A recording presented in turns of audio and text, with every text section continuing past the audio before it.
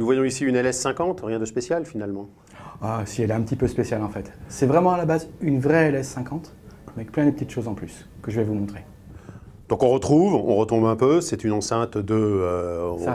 Ça reste une enceinte monitor, qui utilise un système UniQ 2 voix, médium aigu, qui garde toujours les caractéristiques d'une LS50, c'est-à-dire un châssis extrêmement rigide en multipli de bois, avec des systèmes de renfort interne, permettant d'avoir une enceinte vraiment typée monitor, une enceinte très très propre, qui permet d'entendre le haut-parleur et pas la boîte. Ça, c'est ça la définition d'une LS50. Donc à celle-ci, vous avez rajouté toute une partie que vous allez nous montrer maintenant. Tout à fait. On a rajouté toute une partie électronique, réseau et DSP qui permettent totalement de transformer cette LS50 en une vraie enceinte multi-usage. Alors allons-y, tour du propriétaire. Alors, tour du propriétaire. En fait, c'est une LS50 qui a un petit peu grossi. On a gardé le même volume de charge sur la partie purement acoustique, mais elle a gagné 2,5 cm en profondeur. L'idée, en fait, est de garder vraiment les caractéristiques techniques pures de la LS50 et lui rajouter cette platine que vous voyez ici à l'arrière sur chacune des deux enceintes. Il y a une enceinte droite maîtresse et une enceinte gauche esclave. Et cette enceinte droite, en fait, va comprendre un ensemble d'entrées. On peut rentrer de toutes les manières possibles sur cette enceinte. On peut rentrer effectivement en réseau filaire, en réseau Wi-Fi. On peut rentrer, comme on le voit ici, donc effectivement en filaire.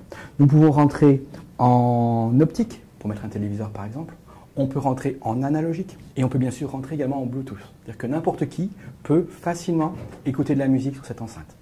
Nous avons après un système avec une application spéciale permettant sous iOS ou sous Android de piloter les enceintes et également d'avoir accès à Spotify et peut-être à d'autres par la suite.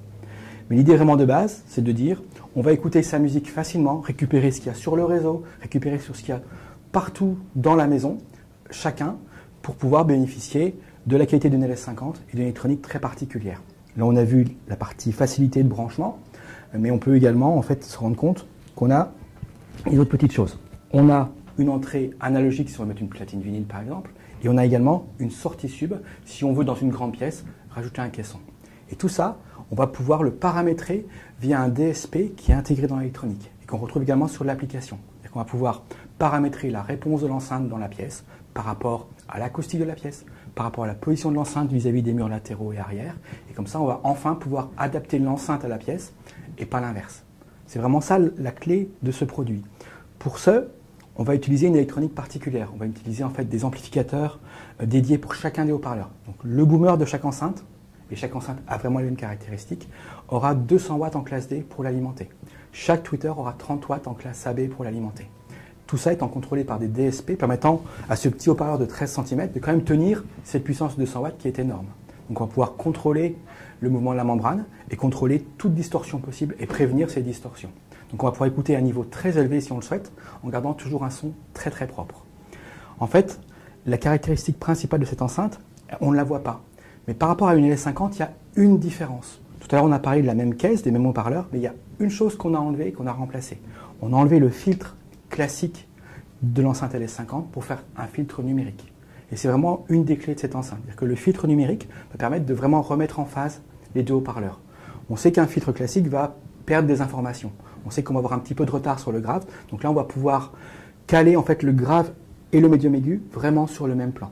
Ce qui permet d'avoir une scène sonore beaucoup plus stable, beaucoup plus ouverte, avec une écoute qui est vraiment très très proche de ce qu'on aurait dans un studio de monitoring, avec une enceinte qui est toujours très facilement mise en œuvre. Ce n'est pas un produit compliqué. C'est ça le but du jeu. Ça reste une LS50 qui est notre best-seller, notre enceinte anniversaire pour les 50 ans. Et pour les 55 ans, maintenant, c'est la version ultime, on espère, de la LS50. Très pratiquement, la LS50 était très caractéristique monitor. On retrouve exactement cette caractéristique. Non, il y a une petite différence. En fait, depuis la sortie de la LS50 première génération, nous avons sorti une gamme référence. Et donc le filtrage de cette enceinte est plutôt typé sur la gamme référence, qui est en fait une évolution positive, car la gamme référence est vraiment le sommet chez KEF. Donc on va avoir une enceinte peut-être un petit peu plus douce, peut-être un peu moins typée monitor, mais une enceinte plus facile à vivre, en gardant toujours une très belle transparence, une grande beauté sur les voix et les caractéristiques d'ouverture qu'on a sur l'UniQ chez KEF pour une très très belle sonore. Cette enceinte sera disponible quand? Elle sera disponible normalement mi-novembre. Et au niveau du positionnement, elle devrait être aux alentours de 2 000 €, mais ce n'est pas encore définitif.